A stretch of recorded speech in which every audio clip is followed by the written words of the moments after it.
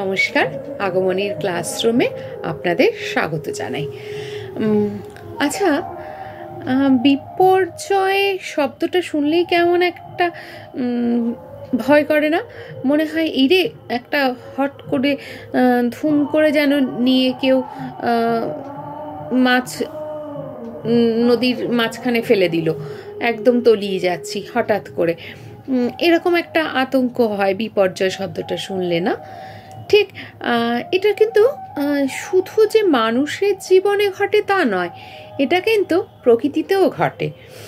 সেটা কি না, যখন প্রকৃতিতে কোনো আনওয়ান্টেড চেঞ্জেস আসে এবং সেই চেঞ্জেসের ফলে প্রকৃতি কিন্তু ভীষণ রকম ক্ষতিগ্রস্ত হয়, এবং প্রকৃতি ক্ষতিগ্রস্ত যখনই হয় তখন প্রকৃতির নিজস্ব যে কাজ, তখন সেই কাজগুলো বিঘ্নিত হয়, এবং সেই কাজগুলো বিঘ্নিত হওয়ার ফলে কি হয়, প্রকৃতি সিস্টেমের বাইরে চলে যায় এবং তখন কিন্তু প্রকৃতির উত্তাল অবস্থা সৃষ্টি হয়। এই যে অনাকাঙ্ক্ষিত প্রকৃতির উত্তাল অবস্থা সৃষ্টি হওয়া, প্রকৃতির সম্পদ নষ্ট হয়ে যাওয়া, অসময়ে প্রকৃতির অন্যরকম আচরণ প্রদর্শন করা, এগুলোকে বলা হচ্ছে ডিজাস্টার। তো এবার যদি একটু মানে ডেফিনিশন হিসেবে বলতে যাই, তাহলে হচ্ছে যে sudden or great misfortune or simply any unfortunate event is an event whose timing is unexpected and whose sequences are seriously destructive. These definitions identify an event that includes three elements: suddenness, unexpectedness and loss of resources. ওই যে বললাম যে যখন কোনো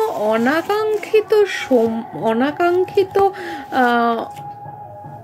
changes আসবে, পরিবর্তন আসবে প্রকৃতির মধ্যে, তখন কিন্তু অসময়ে কিন্তু প্রকৃতিতে অনেক কিছু খারাপ পরিবর্তন আসে, এবং যার ফলে কিন্তু, এবং সেটি একদমই হঠাৎ করে হয়, যার ফলে কি হচ্ছে না, আমাদের জীবন বা সম্পদের ক্ষতি হচ্ছে, এবং তার সাথে সাথে এই অনাকাঙ্ক্ষিত হঠাৎ পরিবর্তনটা আমাদের জীবনটাও কিন্তু ঘেঁটে দেয়। এটাকে বলা হচ্ছে তাহলে বিপর্যয়। তো বিপর্যয় তো যে কারণটা, সেটাকে মানে প্রাকৃতিক বিপর্যয়ের কারণটাকে আমরা দুটো ভাগে সিম্পলি ভাগ করে নিতে পারি।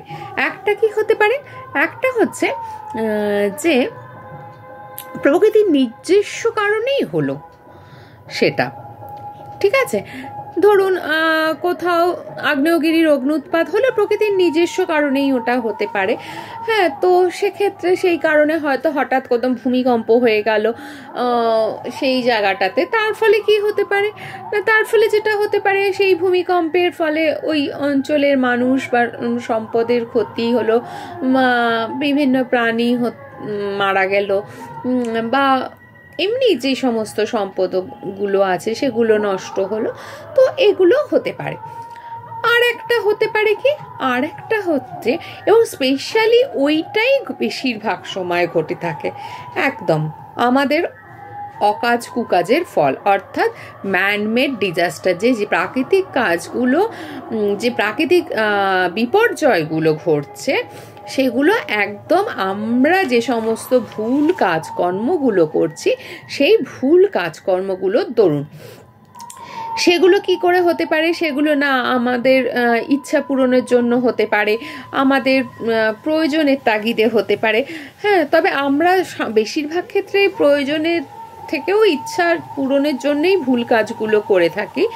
এছাড়া কি হতে পারে না, এছাড়া আমাদের টেকনোলজিক্যাল ফল্ট থাকতে পারে, বা আমাদের অন্যান্য, যেহেতু আর বিশেষ করে আমরা আগেও বারবার আমি একই কথা বলি যে ডেভেলপড কান্ট্রিগুলো ডিজাস্টার অনেক ভালো করে সামলে নিতে পারে, আমরা পারি না ডেভেলপিং কান্ট্রিগুলো, কারণ ওই আমাদের পড়াশুনো নেই, আমাদের মানে বা শিক্ষা যাই বলুন সেটা নেই, হ্যাঁ, আমাদের অর্থ নেই, আমাদের উন্নত টেকনোলজি নেই, তার ফলে আমরা সেটাগুলোকে সামাল দিতে পারি না।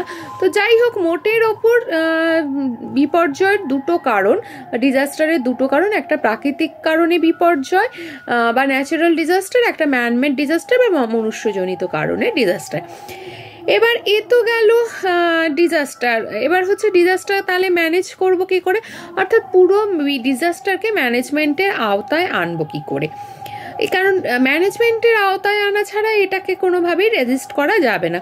তো সেক্ষেত্রে কি করতে হবে, সেক্ষেত্রে নাম্বার 1 যেটা হচ্ছে প্রিপেয়ার্ডনেস, প্রস্তুতি থাকতে হবে। অর্থাৎ আমাদের ইনফরমেশন কালেক্ট করে নিয়ে যদি আমরা বুঝতে পারি যে ওই সময়টাতে বিপর্যয় আসতে চলেছে, তো সেক্ষেত্রে আমাদের প্রস্তুতি নিয়ে নিতে হবে। যতটা সম্ভব প্রিভেনশন করতে হবে, আটকানোর চেষ্টা করতে হবে, মিটিগেট করার চেষ্টা করতে হবে, যাতে যে সম্ভাব্য যে ক্ষতির যে সম্ভাবনাটা আছে সেটাকে রিডিউস করার চেষ্টা করতে হবে, রিহ্যাবিলিটেশনের চেষ্টা করতে হবে, যে মানুষের পুনর্বাসন, যে ওইখান থেকে সরিয়ে নিয়ে অন্যত্র কোথাও বসবাসের জায়গা, যে নির্দিষ্ট জায়গাটাতে সমস্যা আছে। তো রেসপন্স নেক্সট, তারপরে হচ্ছে রিকভারি, অর্থাৎ ক্ষতিপূরণের ব্যবস্থা করা। ক্ষতিপূরণ বলতে মনে পড়লো, ন্যাশনাল ডিজাস্টার ম্যানেজমেন্ট অথরিটি এক্ষেত্রে কিন্তু কাজ করে, এবং এই কাজগুলো করার সময় আমাদের ভারতের প্রধানমন্ত্রী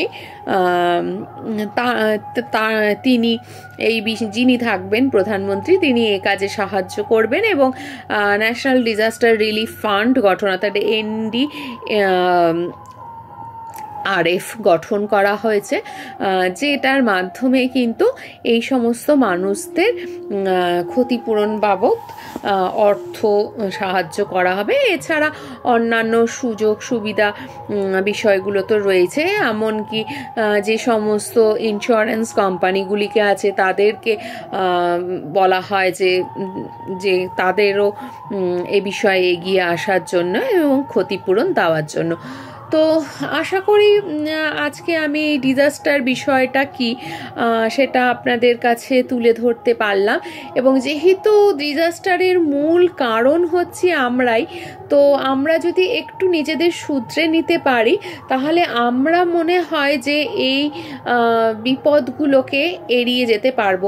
বিশেষ করে আমরা যে এখন এখন যে এত নিম্নচাপ এবং তার প্রভাবে যে সমুদ্র উপকূলবর্তী যে সমস্ত মানুষগুলো আছে নিয়মিত তারা সাফার করেন, তো এগুলো তো সব আমাদেরই কাজের ফল। তো আমরা যদি একটু নিজেদের সংযত করি, একটু নিজেদের গুছিয়ে নিই, তাহলে মনে হয় আমরা তো ভালো থাকবোই, তার সাথে যে মানুষগুলো এই বিপর্যয় ভীষণ রকম সাফার করেন, তো সেই মানুষগুলো বোধহয় একটু স্বস্তির নিঃশ্বাস ফেলতে পারে। তাই আসুন আমাদের জন্য, ওই মানুষগুলোর জন্য, সবার জন্যই আমরা একটু নিয়ন্ত্রিত জীবনযাপন করি এবং সবাই মিলে একসাথে ভালো থাকি।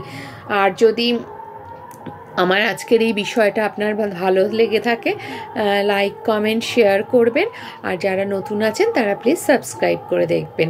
ভালো থাকবেন।